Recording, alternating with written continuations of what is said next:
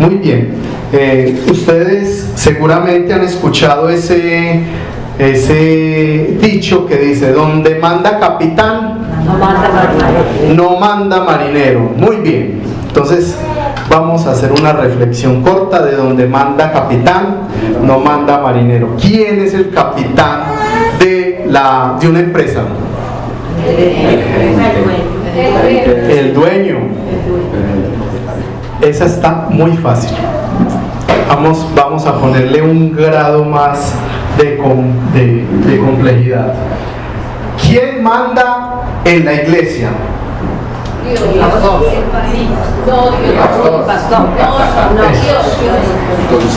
Ahora sí empezamos a meternos en problemas, ¿cierto?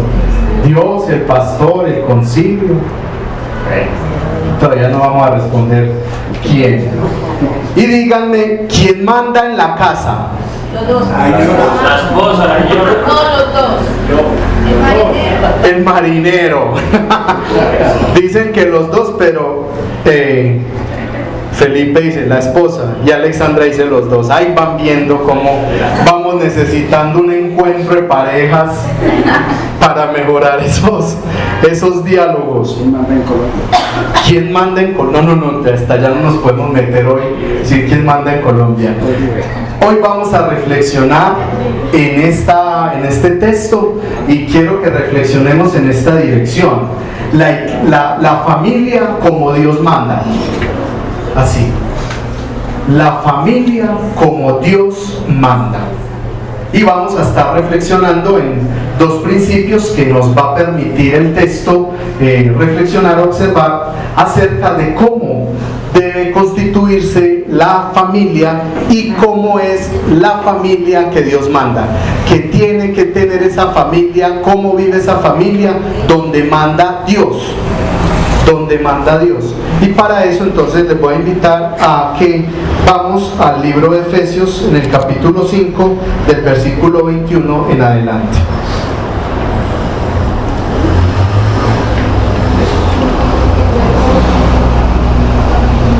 Efesios capítulo 5 del versículo 21 en adelante.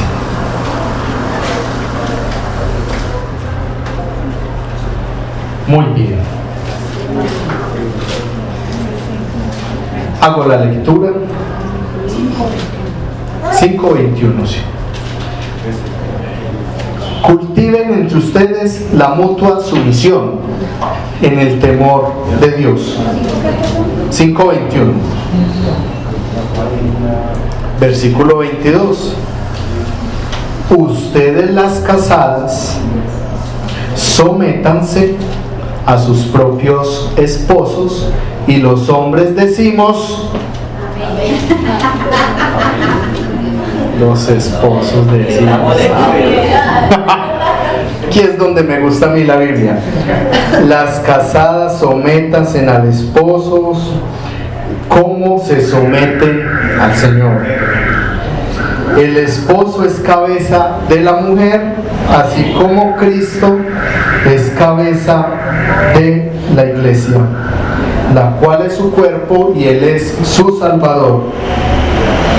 Así como la iglesia se somete a Cristo, así también las casadas deben someterse a sus esposos. Esposos, amen a sus esposas, así como Cristo amó la iglesia y se entregó a sí mismo por ella. Y ahí no hay necesidad de preguntar, mujeres, digan nada más. Seguimos. Y se entregó para santificarla. Él la purificó en el lavamiento del agua por la palabra, a fin, esto es muy importante, escuchen bien, a fin de presentársela a sí mismo como una iglesia honrosa, gloriosa, santa, intachable, sin mancha, ni arruga, ni cosas semejantes. Así también los esposos deben amar a sus esposas como a su propio cuerpo. El que ama a su esposa se ama a sí mismo.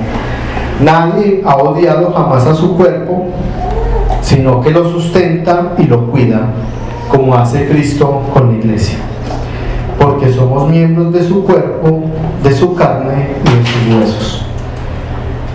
esta razón el hombre dejará a su padre y a su madre y se unirá a su mujer y los dos serán un solo ser. Grande es este misterio, pero yo digo esto respecto de Cristo y de la iglesia. Por lo demás, cada uno de ustedes ame también a su esposa como a sí mismo, y ustedes las esposas honren o sométanse a sus esposos. Y oremos, porque este texto es muy difícil, para que el Señor nos pueda hablar. Señor, te damos gracias por la palabra tuya. Gracias porque nosotros creemos que ella hoy nos continúa hablando. Nosotros creemos, Señor, que ella es fuente de autoridad para nuestra forma de vivir. Y te pedimos, Señor, que tú nos hables, que tú desmontes, que tú retes, Señor, a desmontar aquellos principios y aquellos valores que hemos adoptado de la cultura que no son tuyos y que nosotros a veces nos sentimos tan cómodos, sobre todo, Señor, en estos valores que fundamentan la familia el día de hoy, que podamos tenerte a ti como modelo de vida, Señor, dentro de nuestros hogares. Te lo pedimos en el nombre de Jesús. Amén. Amén. Entonces, la familia como Dios manda es la familia que vive por lo menos dos principios que son necesarios para que un hogar pueda sostenerse con el tiempo. Ese primer principio del que hablamos es la autoridad. ¿Quién manda en la casa? Otra vez volvemos a la pregunta. Y esta pregunta culturalmente puede dársele una respuesta. La sociedad hoy puede decir quién manda en la casa. Hace 100 años, la familia de hace 100 años también decía quién manda en la casa, y hace 500 años igual. Esta pregunta de quién manda en la casa nos trae otras preguntas. Si decimos que el que manda en la casa es el hombre, la pregunta que viene después es ¿quién le dio el poder para mandar? Si manda, ¿por qué manda? ¿Quién le dijo a él que podía mandar? Y una segunda pregunta que podemos hacer es ¿cuáles son los límites de esa autoridad, de ese mando, o si no tiene límites? Este es uno de los textos que más mal interpretado ha sido en la historia de la iglesia con respecto a la superioridad de los hombres frente a las mujeres. Entonces, tradicionalmente se ha escuchado de este texto que el deber de la mujer es el sometimiento al hombre. Y el argumento que se da es que la mujer tiene más luchas para someterse y que el hombre tiene más luchas para amar a la mujer. Entonces, que es como si el texto estuviera retando a las debilidades de cada uno en su vida matrimonial. Pero el problema es que esta forma de entenderlo es una forma de interpretarlo que se mira con los anteojos de la sociedad y la cultura. En este texto, el primer principio que se nos habla es el principio de la mutua sujeción. El versículo 21 dice: sométanse unos a otros. Y en ese someterse unos a otros, lo que nos están diciendo es que si vamos a hablar de quién manda dentro de una casa, mandan los dos. Y esta palabra de Pablo a la carta a los Efesios es muy subversiva en su momento, es muy transgresora en estos momentos de los principios culturales y sociales. en el momento en el que Pablo escribe, Pablo está viviendo en un contexto conocido como el pater familia. El pater familia es el modelo social y cultural de cómo debe manejarse la casa. Ese pater familia lo que predica es que el hombre tiene superioridad sobre la mujer. Pablo está aquí transgrediendo ese principio si se tiene en cuenta que Pablo en esta carta se está dirigiendo a las mujeres. Este que se conoce como el código familiar no es un código exclusivo de la Biblia. Existían otros códigos familiares, es decir, otros manuales de cómo las familias tenían que organizarse y funcionar. Pero en ninguno de ellos, en ninguno de los otros códigos que habían, la persona se dirigía a la mujer, porque la mujer estaba bajo sumisión. Y quien tenía la autoridad para mantener el orden era el hombre. Entonces, en todos los códigos, y ahorita les voy a leer a una parte de un código que existía en aquel tiempo, se dirigían era al hombre. Pero Pablo aquí se está dirigiendo a la mujer. Y le está dando a la mujer esa palabra de someterse unos a otros. Un dato muy interesante que tiene este texto es que Pablo le dice sométase a su propio esposo. Pero este posesivo a su esposo no es tan elemental como nosotros pudiéramos pensar.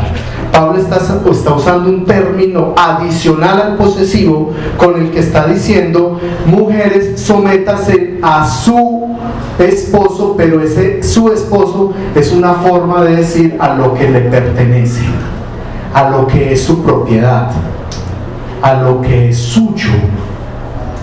Esto en términos culturales es demasiado fuerte, porque el hombre no es de la mujer.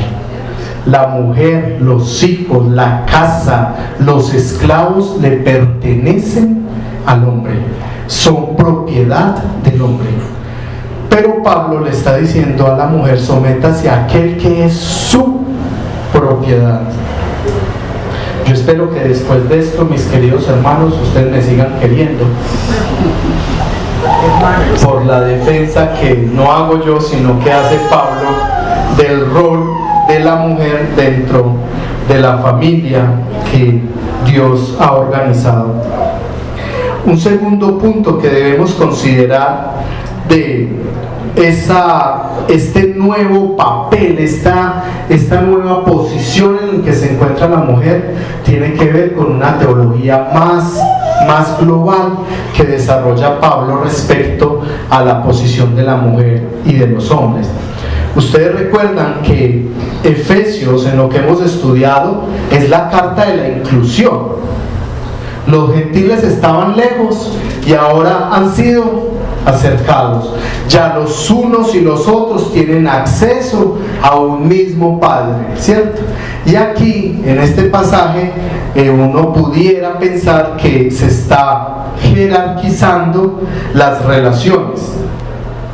Pero en un marco más amplio de lectura no se estaría haciendo tal cosa, porque hay en otros pasajes como el que en Gálatas, por ejemplo 3:28, donde Pablo dice que en Cristo ya no hay mujer ni hombre, no hay esclavo ni libre, sino que todos tienen la misma posición delante de Dios. Esta sujeción de la que habla Pablo, en la que unos y otros deben vivir, es una sujeción teológica, no es una sujeción cultural. Pablo le está diciendo, sométanse unos a otros, pero pone como referente a Cristo mismo y a la relación que tiene Cristo con la iglesia. No es sométanse como se sometía la esposa al esposo según los decretos y los códigos del imperio. No es como se somete el esclavo a su amo según los códigos y las leyes romanas. Es sométanse teniendo teniendo como modelo una sujeción teológica, una sujeción de la iglesia, cómo se sujeta la iglesia a Cristo. Y ahí sí, esto nos habla directamente a nosotros, porque nosotros somos iglesia. ¿Cómo se sujeta la iglesia a Cristo? Se sujeta coercitivamente, es obligada a someterse. Díganme ustedes, ¿sí? La iglesia se somete a Cristo como un acto de indignación, de humillación, de descrédito. No. Nosotros tenemos la experiencia como iglesia de entender el sometimiento, primero desde el campo de lo voluntario, desde el campo del amor, desde este gran marco del amor. Nosotros nos sometemos a Cristo porque este Cristo nos ha amado a nosotros. Entonces, la pregunta que sigue después de este sométase en unos a nosotros es cómo entender que el hombre es la cabeza de la mujer. Por supuesto que cabeza es un término que da algunos matices de autoridad. En la escritura en algunos momentos se usa cabeza como este término que señala autoridad. En otros pasajes es simplemente cabeza es simplemente el origen de algo, el principio de algo. Cabeza como origen de, cabeza como principio de. Entonces, uno pudiera pensar que una interpretación puede ser la mujer es origen, el hombre es origen de la mujer, o sea, la mujer viene del hombre. Es posible. Me parece a mí que todavía queda muy chueca una interpretación en ese sentido, porque Pablo está haciendo referencias allí con un lenguaje de autoridad. Sí puede significar autoridad, pero no la autoridad que viene de una lectura de lo social y lo cultural, sino una autoridad que viene de un entendimiento espiritual. Es decir, la autoridad que puede representar Cristo con su iglesia. Pablo usa aquí un lenguaje evidentemente relacionado con la jerarquía, pero no es la única parte donde lo habla así. Ustedes recuerdan a este pasaje, esta carta de Pablo ¿a quién? No, a Filemón. Ustedes recuerdan esta carta de Filemón. Filemón es un esclavo. Pablo está hablando en el idioma, en el lenguaje que conoce en su momento, y ustedes recuerdan que Pablo, cuando le dice recibe a Filemón, le dice que lo reciba como ¿qué? Como un hijo. ¿Ah? A Onésimo, claro, que reciba a Onésimo como al hijo. Pablo está aboliendo ahí la esclavitud, no en términos abiertos. Él no está diciendo hasta hoy, no. La esclavitud en el tiempo de Pablo es una institución social válida, que hoy nos escandalice, por supuesto, pero en su tiempo era válida. Pero lo que Pablo hace es volver a leer estas estructuras y relaciones sociales a la luz del nuevo evangelio, a la luz de la nueva obra de Cristo. Y en este sentido lo hace con la relación y la figura familiar. Entonces, como un primer principio y una primera conclusión que podemos tomar esta mañana, es que el reto de la escritura que nos trae hoy es a vivir una familia no desde los valores culturales y sociales, que a veces son contrarios a los principios y a los valores del reino. El primer valor que nos habla este texto del reino en relación a la familia es el valor de una igualdad de dignidad. Nos debemos unos a otros, los esposos a las esposas, los padres a los hijos a los padres. Nos debemos, como un primer principio, la dignidad, la igualdad en ese trato digno. Esto trae otros valores como el respeto, la comunicación, la mutua responsabilidad. Este modelo de sujeción nos invita a una igualdad teológica, como Cristo es ahora Señor y Salvador de la Iglesia. Un último punto que podemos ver en este texto de esa relación de la familia como Dios manda es la convivencia. Y aquí Pablo cambia el foco de la mujer y se dedica al hombre después del versículo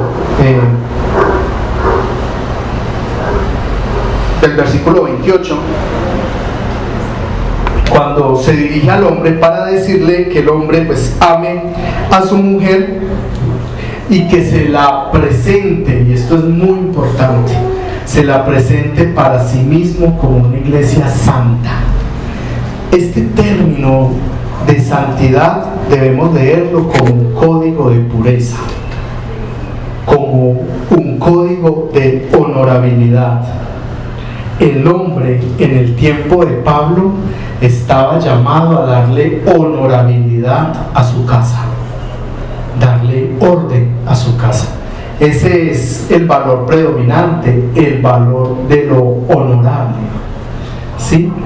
Y nosotros usamos mucho el término contracultura, pero creo que el término más preciso para hablar en estos términos es inculturación, es decir, tomar los valores que son buenos, que reflejan el reino, pero darle una lectura desde nuestra vivencia espiritual con Cristo. Y es lo que está haciendo Pablo en este momento. El valor que predomina en esta cultura es el valor de la honra. Se busca tener honorabilidad dentro de la casa. Y si esa honorabilidad se lograba a través de la autoridad y el mando, ahora Pablo está diciendo que esa honorabilidad se viva a través del amor, a través de la santidad. Y esta santidad comenzando con una resignificación de lo íntimo. Jesús le presentó la iglesia santa y honorable primero a la sociedad, ¿cierto? Eso es lo que dice el texto, que Jesús la presentó primero santa y honorable al mundo. ¿Sí? ¿A quién? A sí mismo. Y dice Pablo, háganlo así ustedes con sus propias esposas.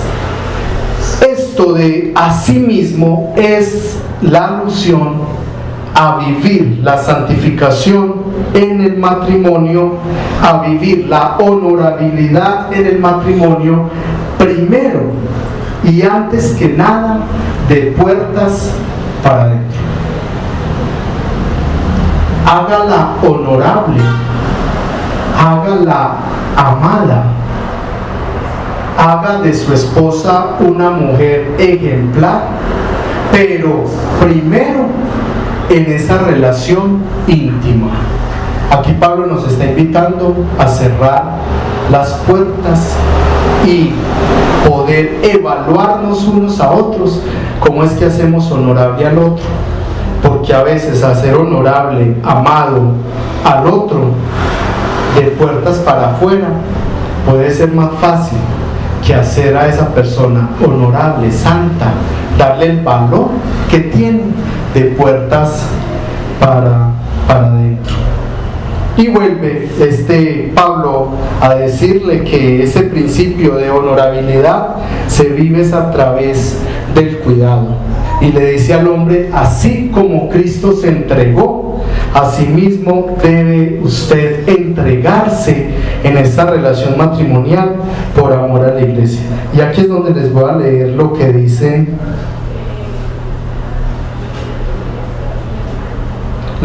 un código familiar de aquel entonces.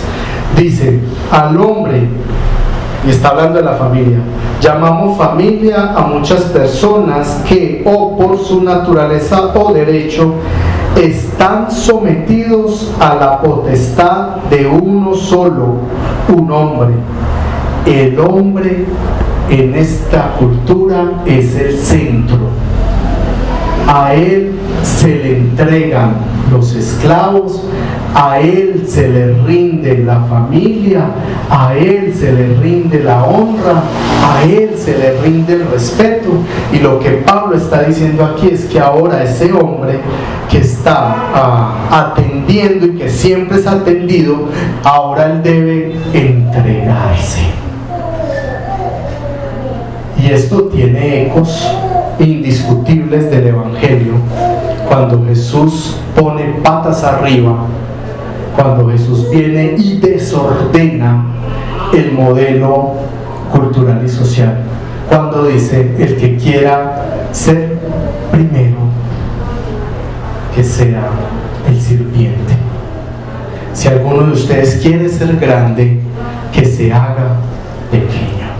Y esto aplica para la vida de los discípulos, pero también para la vida matrimonial. El que quiera ser grande dentro de la casa, que sirva al otro. Quien quiera ser reconocido como una figura de autoridad y de respeto, debe primero darle el honor, la dignidad que tiene el otro. Ustedes de pronto se han visto una película, La esposa del pastor. ¿No se la han visto? Véansela. Es de una esposa de un pastor que lo mata. La esposa del pastor mata al pastor. Que Dios nos cuide. Que Dios nos cuide. Es una película basada en un hecho real. En los Estados Unidos, una señora se cansó, lo dicen ahí, de recibir el honor, el amor, la santidad, su lugar de privilegio. Se cansó de recibir eso de puertas para afuera. Se cansó de que su esposo se entregara por amor a los perdidos, se entregara por amor a la gente de la comunidad. Se cansó que él no se entregara de la misma forma en amor y compasión para ella y para sus hijos. Evidentemente, pues, que nada justifica un asesinato, y no la estoy aquí justificando, pero la invitación que nos hace el texto va muy ligada a ese punto. La relación personal que se da y debe de darse y debe ser muy buena, tanto de puertas hacia adentro como puertas hacia afuera. Cristo santificó a su esposa para sí mismo, le dio el honor para sí mismo, como una relación de mutua intimidad, ¿cierto? En un mundo, mis queridos hermanos, de tantas apariencias, donde la importancia es lo público, un mundo donde el amor se vive tan abundantemente en los muros de los Facebook y en las presiones sociales, donde se viven estas relaciones tan intensas y que pues, está bien que sean así bonitas, también nos invita el Evangelio a pensar en lo interno, de muros para adentro. En una sociedad como la nuestra, donde hay valores tan marcados como el machismo y ahora el feminismo, porque ahora ya la torta se está volteando, ¿cierto? Y si en algunos años era el hombre el que se imponía y el que pues, era como tan déspota, ahora se está dando es que en el nombre de la victimización la mujer ha asumido unos roles también tan peligrosos que también está denigrando del ser humano. En un contexto así, la palabra nos invita a la mutua sujeción, al amor y al cuidado. Esto nos va a evitar con toda seguridad pecados como el despotismo, nos va a evitar el orgullo, nos va a evitar vivir con prepotencia, nos va a evitar creer que estamos por encima del otro. Que el Señor nos ayude.